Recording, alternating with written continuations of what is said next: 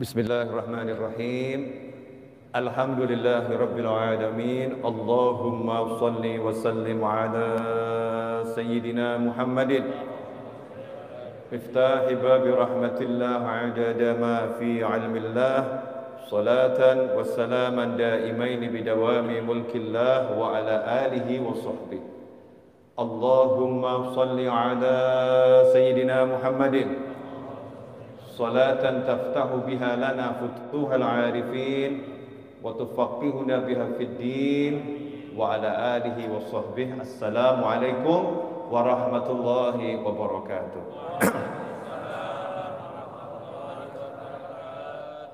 Alhamdulillah, lagi-lagi Allah memberikan kita karunia untuk membersihkan dosa-dosa kita, mengangkat derajat kita, meningkatkan kedudukan kita dengan kita didudukkan di rumahnya, di majelisnya bersama dengan hamba-hambanya. Alhamdulillah. Ini pertanda alamatul khair, pertanda baik. Ya, pertanda baik. Gak mungkin kita gak baik kalau kita dimasukkan ke tempat yang baik. Itu harus kita yakini. Kalau udah kita dimasukkan ke tempat yang terbaik, yaitu masjid, berarti memang kita orang yang baik. Nah, kalau kita masuk ke tempat-tempat yang nggak baik, nah itu ngeri itu. Meskipun kita nggak boleh menilai orang-orang di tempat yang tidak baik adalah orang yang tidak baik, tetapi untuk diri kita sendiri, kalau kita masuk ke tempat-tempat yang tidak baik, kita harus waspada. Jangan-jangan saya ini jadi orang yang nggak baik lagi nih, karena saya masuk ke tempat-tempat yang nggak baik. Sementara kalau kita lihat ada siapapun masuk ke tempat yang baik, walaupun wujudnya itu ya seperti itu. Mungkin hariannya nggak baik, tapi beliau masuk ke tempat yang baik. Kita harus yakini ini min ahlil khair. Ini orang yang baik. Kalau nggak baik, nggak mungkin diizinkan sama Allah Ta'ala untuk masuk ke dalam rumahnya Allah Subhanahu wa Ta'ala. Kalau bahasa saya begini, saya selektif siapa yang saya izinkan masuk ke rumah saya. Ada yang sampai di halaman, monggo. Tapi kalau mau masuk rumah, bukakan pintu, diajak duduk, nah ini nanti dulu. Kita selektif siapa orangnya ini. Ya siapa orangnya. Begitu pula juga dengan antum, betul atau betul? Selektif. Perkantoran bahkan ada security. Perumahan ada security yang tidak memenuhi standar. Ya. Mall bahkan sekarang security-nya tambah aturan. Nggak pakai aplikasi peduli lindungi, walaupun kamu modelnya seperti A, apapun security akan mengatakan mohon maaf, ya aplikasinya dulu, atau mungkin ada surat-surat yang mendukung baru bisa masuk.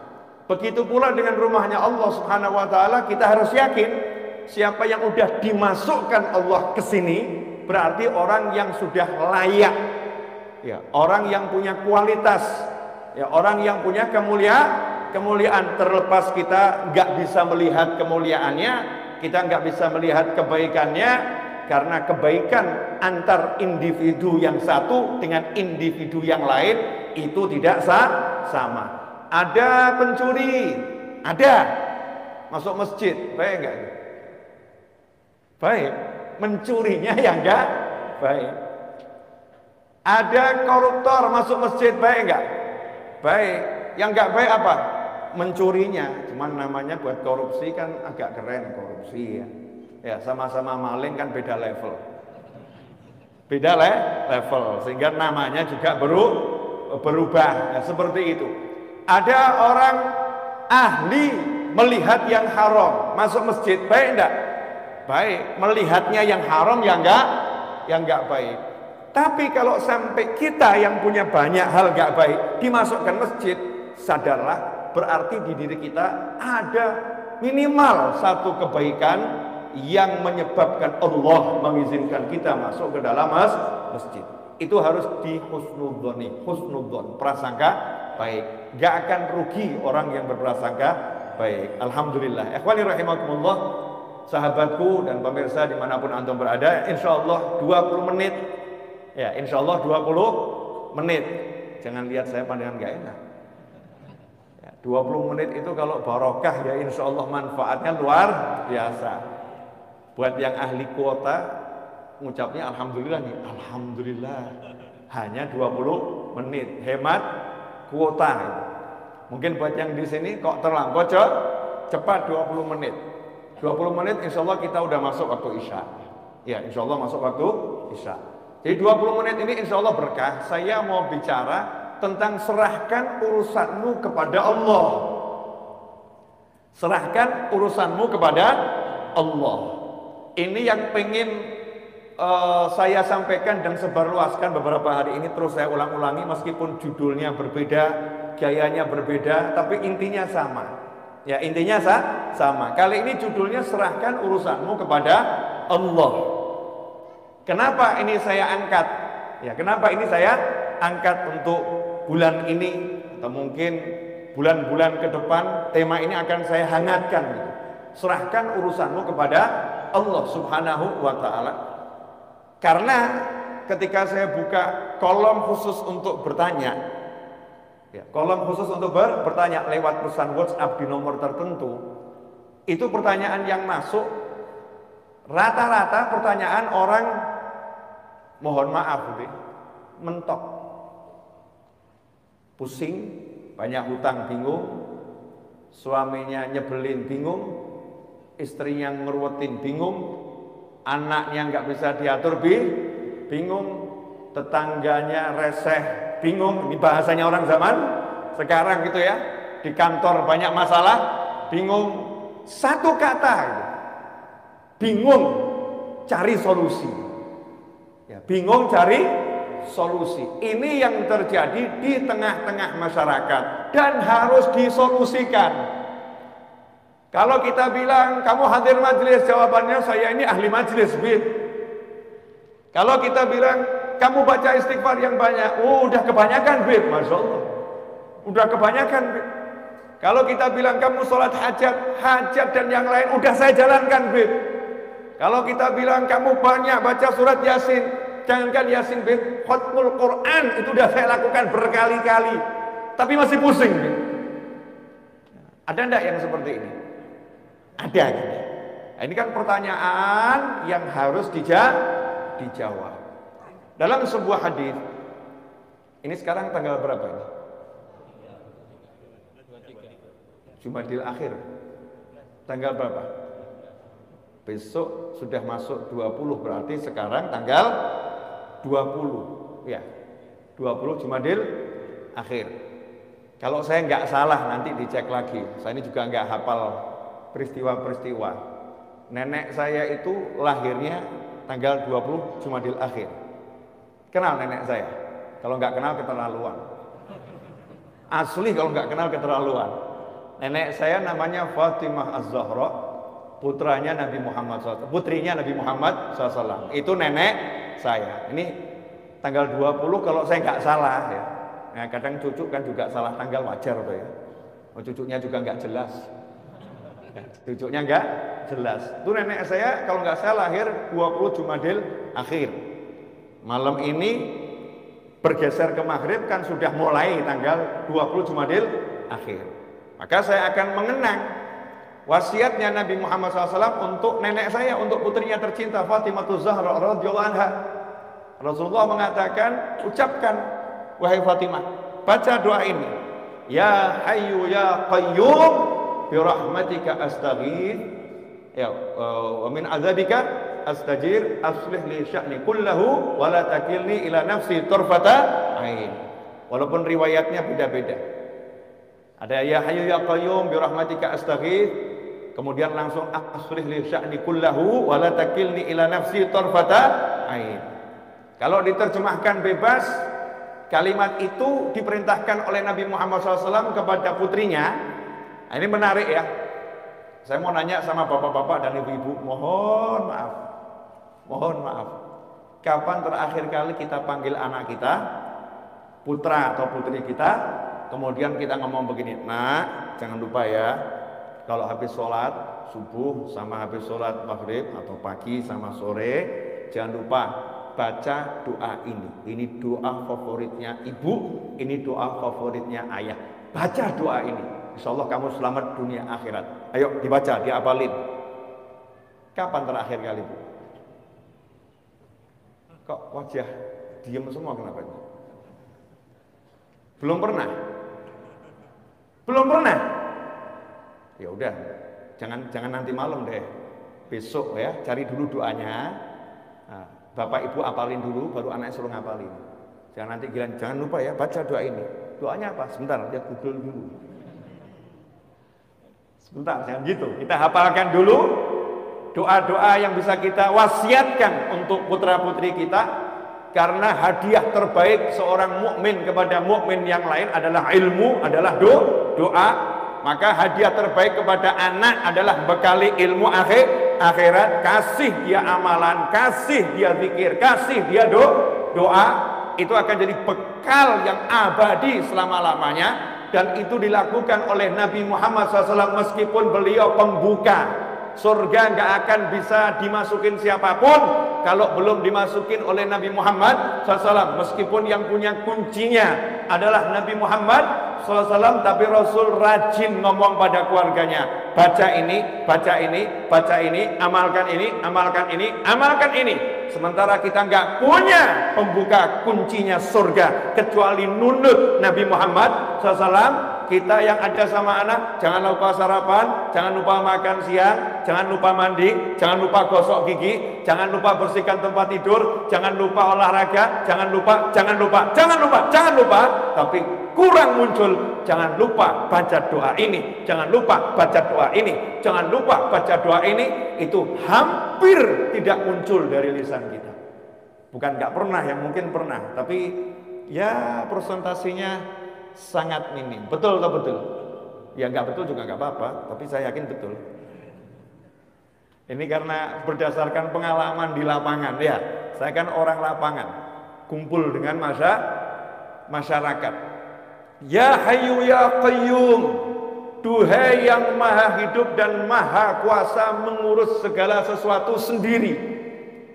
Ya Hayyu ya Qayyum, manggil Allah dengan panggilan yang sangat indah, yang Allah ajarkan kita untuk berdoa dengan nama-namanya. Ya Hayyu ya Qayyum. Setelah panggil Allah, baru kemudian minta. Panggil Allahnya dulu, baru kemudian minta. Birahmatika astaghith. Astaghith itu kalau bahasa Indonesianya istighothah. Kita kalau istighothah kan sudah kenal ya. Istighothah kubro, artinya kumpul bareng-bareng, betul-betul doa, zikir, minta tolong pada Allah Subhanahu wa ta'ala. Kalau dalam bahasa Arab kita bilang aghithni, tolong saya, please help me. Artinya dalam kondisi yang sangat terdesak dan butuh bantuan, emergency. Itu dengan kata-kata istighothah. Ghauth, ya, aghithni, ini emergency.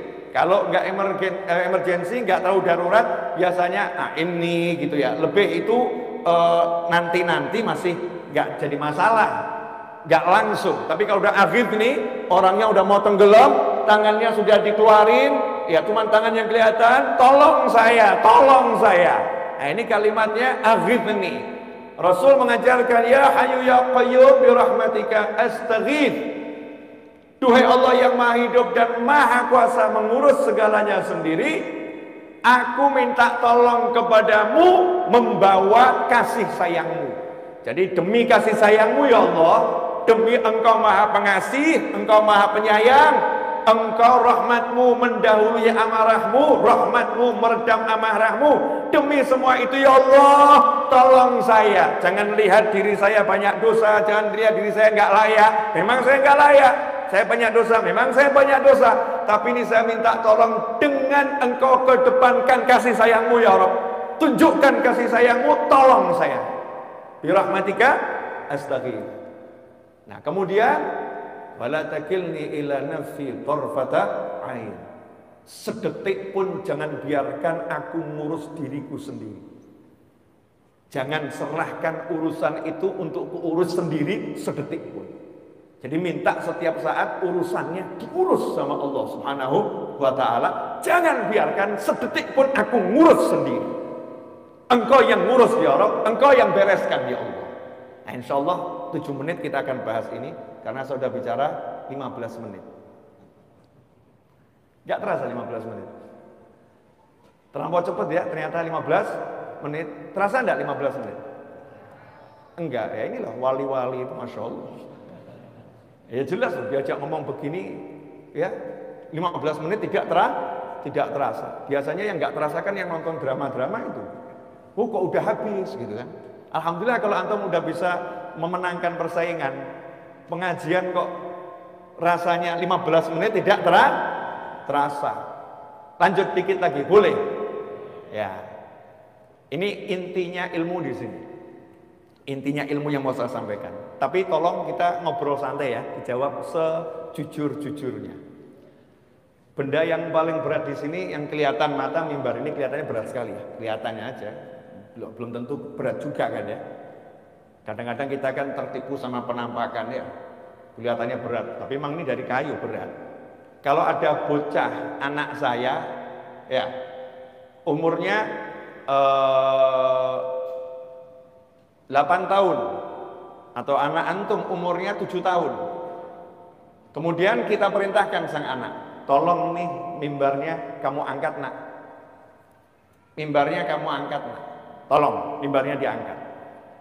Anak tadi kan sadar diri, ayah saya nggak kuat ngangkat mimbar itu, ayah kan sayang sama saya, tolong ayah demi sayangmu padaku, demi sayangmu padaku, jangan biarkan aku ngangkat mimbar ini sendirian.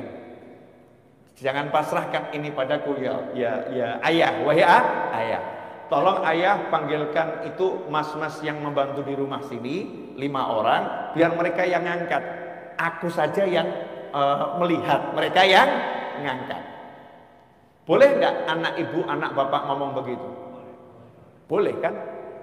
Kenapa boleh ngomong seperti itu? Karena percaya ayahnya sayang. Karena percaya ayahnya sayang. Yang pertama itu. Yang kedua, percaya ayahnya punya wewenang untuk memerintahkan karyawan-karyawan yang bekerja dengan ayahnya di rumah itu. Betul atau betul? Sehingga ketika anak percaya ayahnya punya kuasa terhadap karyawan untuk memerintahkan karyawan, anak yang pandai cukup minta tolong pada ayahnya, please ayah, pakai karyawanmu untuk membantu aku melaksanakan perintahmu, membereskan apa yang engkau bebankan kepadaku. Betul atau betul? Maka ayah tadi begitu disinggung, ayah kan sayang sama aku. Jawabannya, of course, tentu. Yang paling sayang sama kamu ya aku, bapakmu, bukan bapaknya orang lain. Maka ayahnya ngomong, nih kan kutunjukkan sayangku padamu. Fulan. Panggil bukan cuma 5 orang, 10 orang. Angkat ini, pindahkan ke sana. Dengan bangga sang ayah menunjukkan pada anak. Betul atau betul? Oke, hidup itu sesimpel itu. Hidup itu sesimpel itu. Cuman nih ada yang namanya divisi anti doa yang dibuat oleh setan. Jadi setan tuh punya divisi khusus namanya divisi anti doa. Ini setan tuh kan ada ya, divisi rumah tangga ada sendiri, ya divisi mabuk ada sendiri, divisi zina ada sendiri. Tapi setan punya divisi anti doa yang memasukkan ke kepala umat Nabi Muhammad SAW agar tidak berdoa, atau kalau berdoa jangan sampai mempercayai doa. Oke, saya mau nanya nih sekarang. Ini kok wajahnya tegang semua kenapa? Senyum dikit kali gitu ya. Saya mau nanya, tolong dijawab jujur. Yang punya hutang angkat tangan. Ayo ngangkat tangan, jangan malu ya. Punya hutang siapa tahu nanti kalau angkat tangan temannya lihat, oh ternyata dia punya hutang, dibayarin kan lumayan. Ya, ngapain malu ya? Punya hutang, iya masing-masing kan punya hutang. Itu kalau yang tinggal di perumahan, itu kan bayarnya PDAM belakangan toh ya. pakai duluan, bayar belakangan. Betul tuh, betul tuh. Iya seperti itu. Di negara PDAM kita pakai dulu, bayarnya belakangan. Listrik yang nggak pakai token, listrik yang nggak pakai token, pakai dulu, bayarnya belakangan. Berarti hutang atau nggak hutang itu?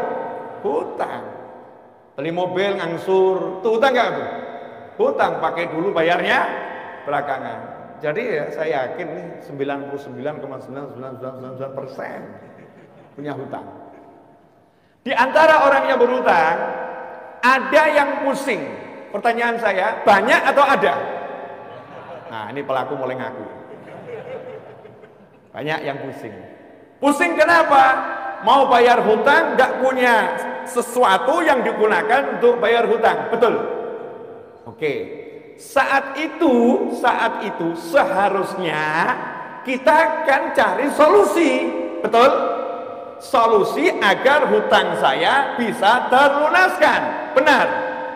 Nah, biasanya yang dipikir apa? Duit.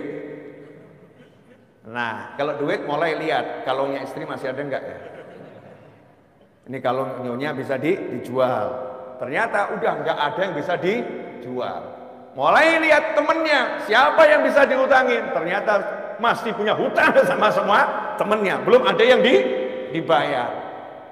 Mentok, sumber penghasilan zero. Sementara hutangnya banyak. Pusing atau enggak pusing? Pusing. Ini wajar nih manusia pusing. Karena pola berpikirnya memang salah. Pola berpikirnya salah, jadinya pusing. Kata mentok itu enggak ada. Untuk mukmin itu enggak ada judul mentok, enggak ada. Jalan buntu enggak ada. Mentok itu hanya satu, akhirat. Itu mentok. Setelah sampai akhirat, akhir nggak ada lagi ya. Setelah surga ya nggak ada, ya surga selama-lamanya di sana mentok, habis. Tapi kalau hutang, masalah nggak ada judulnya, udah mentok, nggak ada. Yang ada pikiranmu buntu, betul? Karena kamu pakai pikiranmu sendiri, mikir sendiri, usaha sendiri, mengutamakan kemampuan sendiri, merasa dirimu Tuhan yang menguasai jagat raya ini, sehingga pikirmu bisa merubah sesuatu. Maka dibuat blok, ayo mikir apa lagi, mentok. Tapi beda dengan orang yang udah kenal sama Allah Ta'ala dan paham apa itu yang namanya hidup. Hidup ini milik siapa? Inna lillahi wa inna ilaihi raji'un. Miliknya Allah. Semua miliknya Allah. Maka konsep yang paling sederhana, kembalikan segala sesuatu kepada Allah. Ketika mau berhutang, minta izin sama Allah. Ya Allah, saya mau hutang, tolong nanti lunaskan hutang saya ya Allah dengan mudah. Sekarang yang mau hutang nggak izin sama Allah, begitu mau hutang, lihat aset yang dimiliki. Betul. Lihat kolega yang dimiliki, lihat teman-teman yang bisa dihutangi nanti kalau kepepet. Lupa kalau yang maha kaya adalah Allah Subhanahu wa ta'ala. Langkah awal ketika berusaha sudah salah karena menyandarkan semua usahanya kepada makhluk, kepada ciptaan yang lemah, bukan kepada maha pencipta, yaitu Allah Ta'ala. Qul huwallahu ahad, Allahus samad. Katakanlah cuman Allah yang ada, Allah yang esa. Hanya Allah tempat berharap, bergantungnya segala sesuatu. Nah, alhamdulillah Allah tuh maha baik. Kirimkan utusan, ngajarin kita semua. Itulah makna la ilaha illallah Muhammadun Rasulullah SAW. Gak berhenti di la ilaha illallah, Tuhan hanya Allah, tapi Allahnya kasih utusan untuk menjelaskan semua kebutuhanmu, semua yang menjadi harapanmu, semua menjadi keinginanmu. Cara menggapainya bagaimana? Biar selamat caranya bagaimana? Allah kirim utusan 100%. Semua perbuatan dan ucapan dan diamnya utusan ini di bawah kendali Allah Subhanahu wa ta'ala. Jadi tidak ada yang lebih hebat dari Nabi Muhammad SAW. Ucapannya, diamnya, gerakannya, semua adalah wahyu ilahi. Jadi gak mungkin salah. Kalau udah paham begini, tenang buat yang udah la ilaha illallah Muhammadun Rasulullah SAW. Begitu punya masalah apapun itu, yang pertama kali didatangi adalah Allahnya. Allahumma ya Allah, saya punya hutang, saya punya suami nyebelin, saya punya istri yang gak bisa denger ucapan saya punya anak yang perilakunya udah kelewat batas, saya punya masalah di kantor, saya punya. Pertanyaan saya, ucapan kita yang seperti itu sebetulnya sama enggak dengan anak kita tadi? Ketika lapor sama bapaknya, sama enggak? Sama. Saya percaya Tuhan saya dan Tuhannya segala sesuatu, la ilaha illallah, maha kuasa, maha bisa, dan aku tak bisa apa-apa. Maka saya serahkan sama Allah. Saya nggak bisa ya Allah, saya usaha. Seperti yang kau perintahkan, saya akan terus berusaha. Tapi jujur saya nggak bisa apa-apa. Makanya saya minta tolong sama kamu ya Allah. Tolong ya Allah, bla bla bla bla bla bla bla bla. Sekarang saya mau nanya, semua yang di jagat raya itu dalam genggaman siapa? Genggamannya Allah Ta'ala. Dan Allahnya udah bilang, ud'uni astajib lakum. Panggil aku akan jawab panggilanmu. Makanya doa tadi pertama kali, ya hayyu ya qayyum. Kalau kita berdoa, Allahumma rabbi inni ya rabbana, manggil Allahnya dulu. Allah. Nggak ada doa ujuk-ujuk. A'inni ala dzikrika wa syukrika wa husni ibadatik. Depannya pasti Allahumma a'inni ala dzikrika wa syukrika wa husni ibadatik. Allahumma ya Rabb ya Rabbana. Semua itu bentuk manggil Allah Ta'ala. Maka nomor satu, panggillah Allah dengan yakin. Gak ada yang bisa selesaikan urusanmu kecuali Dia. Pede. Allahumma. Begitu kita bilang Allahumma, langsung jawabannya, labbaik abdi. Kenapa? What happened? Apa yang terjadi? Apa yang kamu butuhkan? Apa yang kamu inginkan? Kamu butuh apa? Kita jawab bla bla bla bla bla bla bla. Allah bilang astajib lakum. Jangan khawatir, semua permintaanmu, permohonanmu aku jawab. Aku jawab. Anak tadi ngomong sama ayahnya, ayah perintahkan mas itu. Bapaknya ngomong, oke nak, deal, selesai. Anak tadi yang nyantai aja, udah masalah udah diurus sama ayah. Dia nggak akan nanya berkali-kali, ayah masnya udah dipanggil belum ayah? Ayah nih masnya kok nggak kelihatan, mana sih ayah? Ayah bisa nggak sih manggil mas tadi itu? Bisa nggak sih ayah? Nggak nanya, karena apa? Percaya sama ayahnya. Nah, sementara kita ngakunya percaya sama Allah, nanya melulu, kabul enggak? Kok belum ada tanda-tanda pengabulan ya? Terwujud enggak ya? Jalannya hidup dengan mikirin kabul enggak? Karena enggak percaya, ya Allah tolak urusan dulu. Kamu enggak percaya sama aku, kamu enggak trust sama aku. Ikhwani rahimakumullah. Nah, itulah fungsinya divisi setan. Begitu kita doa, setan yang bisikin, emang doamu bisa nolong kamu? Emang doamu bisa nolong kamu? Nggak bisa, kamu harus berusaha. Nggak berusaha ya nggak bisa tertolong. Setan sebelah kiri bisikin, usahamu udah mentok, nggak ada jalan keluar, mau usaha apa lagi? Jadi ya doamu ya percuma, nggak akan menghasilkan apa-apa. Memang nggak ada usaha yang bisa kamu lakukan kok. Kamu udah mentok, blung, akhirnya diem, merenung, mata mendelik. Diajak ngomong diem, stres. Tapi lain kalau orang yang udah percaya sama Allah, dia bilang sama setannya, udah cari pasien yang lain, jangan saya. Ini buat anak-anak TK, SD itu ya wajar. Profesor seperti saya jangan diganggu yang model begini. Ya usaha nggak usah diajarin. Bayi lahir aja usaha, nggak lahir tahu. Bayi lahir aja usaha, nggak lahir. Aku masih kecil aja udah tengkurap, modalku cuma ibuku datang. Tengkurap ini nggak telentang tengkurap, ini kalau nggak ditolong aku mati. Nah, modalku cuma langsung ibuku datang ditolong. Masa sekarang aku nggak awek-awek manggil Allah nggak ditolong? Emang kamu siapa? Kurang ajar. Minggir kamu. Setan kurang ajar. Kalau setannya manusia jangan dibegituin. Setan minggir kamu, jangan. Wah, nanti jadi masalah itu, nanti jadi masalah. Itu cukup di hati, di pikiran. Yakin sama Allah Subhanahu wa ta'ala, kan enak tinggal ngomong. Ud'uni astajib lakum. Terakhir, udah 30 menit tuh. Perpanjangan waktu 10 menit ini udah. Ini adzannya kan sudah 3 menit lagi ya? Setelah adzan bisa nyambung lagi. Iya, setelah adzan saya mau nyambung di tempat yang lain. Saya ini malam ini jadwal ada neneknya murid saya itu tahlil yang hari ke-40.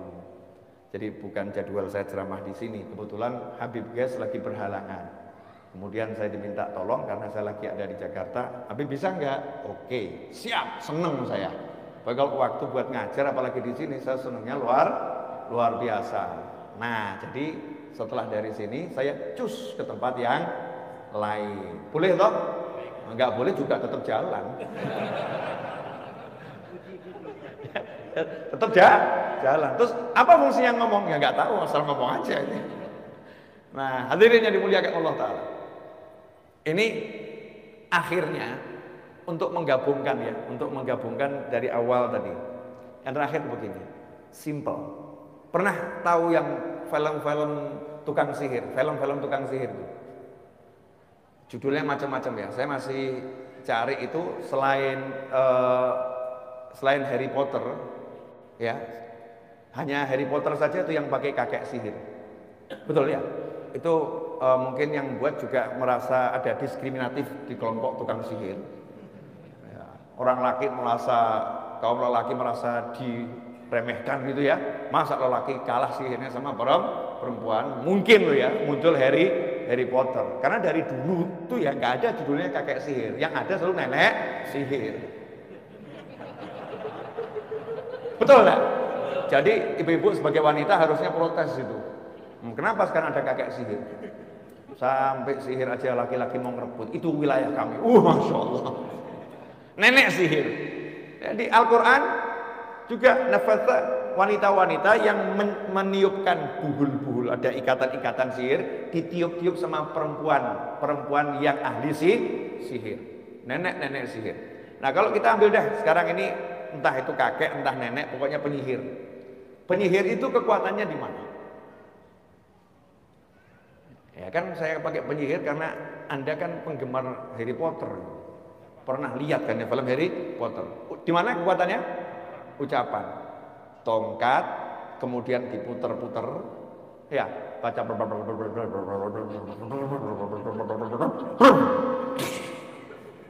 Betul? Nah, pertanyaan saya, sekedar ucapan kemudian bisa jadi? Enggak. Ternyata ucapan harus dengan konsentrasi, percaya kalau ucapan itu akan membuahkan hasil. Betul? Kodok, bus jadi kodok. Kaget. Jadi percaya pada ucapan. Ucapannya ada, percayanya ada. Ucapannya, mantranya ada, yakinnya ada. Maka jadi. Betul begitu? Ya itu penyihir. Masa muslim pakai ilmunya tukang sihir? Kan enggak. Nabi Muhammad SAW ingatkan ilmunya anbiya wal mursalin, aulia wal sholin, semuanya dari zaman Nabi Adam sampai kapanpun. Kekuatannya itu kalau penyihir ada mantra, kita merapal doa. Merapal doa. Kekuatannya adalah di kalimat-kalimat doa. Kalimat-kalimat doa. Makanya muncul sabda Nabi Muhammad SAW, ad-doa silahul mu'min. Doa itu senjatanya mukmin. Sementara sekarang mukmin udah diajarkan meninggalkan doa. Kalau mukmin udah meninggalkan doa, maka kekuatannya mukmin akan runtuh. Maka seharusnya yang kita munculkan sekarang percaya pada kekuatan doa. Karena Rasul bersabda, ud'ullah, kama qala sallallahu, berdoalah kepada Allah wa antum, sementara kalian mustaiqinun, percaya 100%, totalitas percaya pasti terwujud bil ijabah. pasti diwujudkan sama Allah Subhanahu wa taala. Percaya doanya kabul, itu syarat orang yang berdoa. Nah, kalau udah doa pesimis, kabul enggak ya? Kabul enggak ya? Seperti penyihir yang belajar nyihir, mantranya hafal tapi enggak jadi-jadi ya. Kenapa? Kurang percaya saja. Kamu kasih percaya sedikit, jadi percaya. Nah, kalau kita mau hasil semua yang kita minta sama Allah Ta'ala, Allah cuma minta kita satu, trust me, percayai aku. Maka minta dengan yakin, dengan percaya, Allah Maha Kuasa untuk mewujudkan apapun keinginanmu. Kalau jawabannya lah, tapi saya kan nggak mampu, tapi saya kan nggak bisa, tapi saya kan, ya memang orang doa itu judulnya karena aku bodoh, karena aku lemah, karena aku nggak punya, karena aku, dan engkau maha kaya, engkau maha pandai, engkau maha bisa, engkau maha, makanya aku minta sama engkau ya Allah, kan begitu. Jadi kalau dikembalikan, kan kamu begitu, ya karena saya begini, makanya saya minta sama Allah. Kan kamu banyak dosa, makanya saya minta sama Allah, karena Allah nggak memandang dosanya orang yang meminta. Orang tuh minta nggak disyaratkan, ud'uni, mintalah kepadaku, panggil aku, kalau kamu baik baru aku kabulkan. Nggak ono. Ud'uni astajib lakum, bala syarat, nggak ada syaratnya, nggak ada syaratnya. Kita saja yang introspeksi, kenapa ya kok doanya belum wujud segera, kok nggak segera terwujud ya, kok lama? Oh ya mungkin ada pemeriksaan kendaraanmu, suratnya nggak lengkap ya, terhambat di jalanan. Kalau suratnya lengkap ya langsung. Mungkin itu upaya kita untuk selalu memperbaiki kualitas kita dalam minta sama Allah Subhanahu wa ta'ala. Tapi kalau aslinya Allah nggak pernah lihat modelmu seperti apa. Kalau minta dengan yakin dikasih. Iblis minta dengan yakin dikasih. Ya, kan iblis minta, ya Allah, tolong tunda penyiksaanku sampai hari kebangkitan, gitu kan ya? Tunda penyiksaanku selama-lamanya, jangan disiksa aku. Sama Allah dikasih batas waktu maklum, dengan waktu yang tertentu sampai hari kebangkitan saja. Tapi intinya iblis minta dikasih sama Allah. Padahal iblis baru saja unjuk kesombongan. Baru maksiat yang terbesar, sombong pada Allah Ta'ala, minta dikasih. Dosa kita ini paling apa toh paling? Ya insya Allah kan dosanya nggak sombong sama Allah kan, nggak toh ya. Paling-paling lihat perempuan yang cantik jadi suka lihat yang laki-laki. Ya, paling kan dosanya model-model begitu. Yang ibu-ibu lihat aktor Korea kok ganteng seneng gitu kan ya. Itu dosa bu. Ya paling kan dosanya model-model begitu. Nggak sampai yang begitu-begitu gitu ya. Nggak sampai begitu. Ya insya Allah kalau kita angkat tangan betul yakin sama Allah, minta sama Allah ya beres. Masalahnya yakin atau tidak. Jadi masalah hidupmu dan hidupku dan hidup kita semua simple sebetulnya. Perbaiki yakinmu, beres urusanmu. Perbaiki yakinmu, beres urusanmu. Dan anehnya ya, sama perusahaan yang menjanjikan gaji di akhir bulan kamu percaya, sama Allah yang sudah menjanjikan engkau berdoa pasti aku wujudkan, kenapa enggak percaya? Sama itu loh, kalau pesan online tuh ya, pesan online entah itu food apa gitu ya, kalau sudah pesan kemudian diklik, kemudian sudah siap dihantarkan, ya sudah siap dihantarkan, driver sedang mengantarkan pesananmu, ya engkau kan ya nyantai nunggu di rumah tuh. Nggak ngecek terus setiap 1 menit dicek kan tidak ya. Nanti kalau udah datang kan ya datang. Kalau pesan kepada aplikasi online pesan barang pengirimannya next day, ya kita ya juga yakin kalau udah dikirim ya besok sampai. Nggak tiap detik ngecek sampai atau tidak. Kenapa kita pesan sama Allah Ta'ala kok nggak percaya pasti sampai? Seharusnya kita percaya, lanjutkan kehidupan. Jazakumullah khairan. Walafu minkum. 40 menit kurang 20 sekian detik saya udah berbicara. Mudah-mudahan yang singkat ini meskipun mengecewakan, membahagiakan. Wajahnya nggak enak semua gini ya. Ya. Nah, bagi yang ingin belajar lebih jauh sama saya buka kelas khusus di channel YouTube Habib Novel Alidrus. Itu ada program berbayar. Ya, ada program berbayar, berlangganan channel YouTube dengan harga Rp99.900 setiap bulan. Ya, setiap bulan belum termasuk PPN. Nanti saya akan mengajar ajaran-ajaran khusus di situ. Di antaranya yang segera insya Allah saya akan mengajar di situ ya untuk pelanggan khusus. Channel saya kan untuk semuanya gratis, tapi ada ruangan khusus yang berbayar namanya ruangan santri virtual. Nah di situ saya akan mengajar insya Allah dalam waktu segera di pekan depan ini, entah Senin entah Selasa saya akan munculkan videonya, kitab Al-Hikam ya, satu demi satu di antaranya itu. Kemudian kitab Riyadhus Shalihin ya, satu demi satu, dan banyak kitab yang lain. Nanti yang penasaran silahkan dicek saja channel YouTube-nya ya, silahkan dicek. Kemudian kalau di MRBJ ngajinya saya kapan, saya aja nggak tahu apalagi Anda. Gitu ya, pokoknya tiba-tiba ada share ya hadir. Ada share hadir, kalau ada waktu luang hadir. Saya kalau lagi ngajar dimanapun, insya Allah saya live streamingkan. Jadi bisa lihat dari channel YouTube saya. Kita bisa terus belajar dimanapun kita berada. Pesan saya sebelum mengakhiri kajian di malam hari ini, jangan kita sibuk mengomentari orang lain, sibuklah mengomentari diri sendiri. Jangan pernah mengomentari hal-hal yang nggak perlu dikomentari, tapi nggak mengomentari sholat anak kita yang belum beres, sholat pasangan hidup kita yang belum beres, sholat pembantu rumah tangga ART kita yang belum beres. Sibuklah memikirkan rumahmu agar selamat bangsamu. Jangan sibuk memikirkan rumah orang lain dan rumahmu tak pernah kamu perbaiki. Roboh bangunan yang ada di negeri ini. Paham maksud saya ya? Jadi fokus perbaiki diri sendiri dan kembalilah cari ilmu. Insya Allah akan jadi barokah dan manfaat. Wal afu minkum. Wassallallahu ala sayyidina Muhammadin wa alihi wasallam. Walhamdulillahirabbil alamin. Wassalamualaikum warahmatullahi wabarakatuh.